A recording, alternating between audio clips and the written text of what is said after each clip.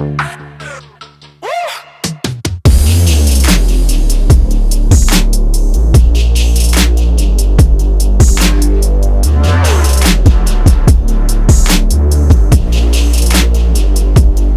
what's up, it's Jona, and this year I want to become a YouTube creator. Currently we are at 122 subscribers. Now I'm gonna do a 1-minute review of this skin of dbrand for my MacBook. As you can see, maybe I've got the matte black, kind of a fan of black. Here it is. I think it looks pretty dope. I got the one without the cutout. I kind of like this, minimalistic. And Apple, you don't pay me, so covering that baby up, it's pretty cool. I also got the tracking pads. I had to order a certain amount to get free shipping, so I also had to order this here. Also the matte black. Let's just ask another person what he thinks of it. Louis, what do you think of the cover? What's up, guys? First I thought it was a leather book where his secrets would be inside or something.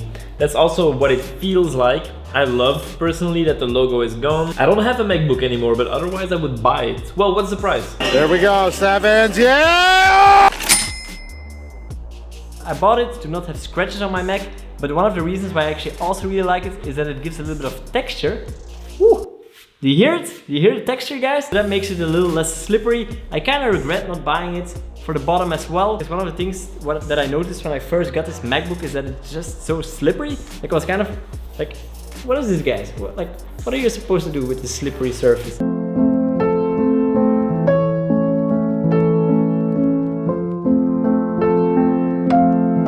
So I was kind of scared for my MacBook falling down, and I already feel like this is gonna be way better to not have that happen. Also got the trackpad one, as you can see here. I made this video for you guys because I didn't find a video myself that kind of showcased the look of this specific skin. Hope you enjoyed, subscribe for good karma, and see you in the next one.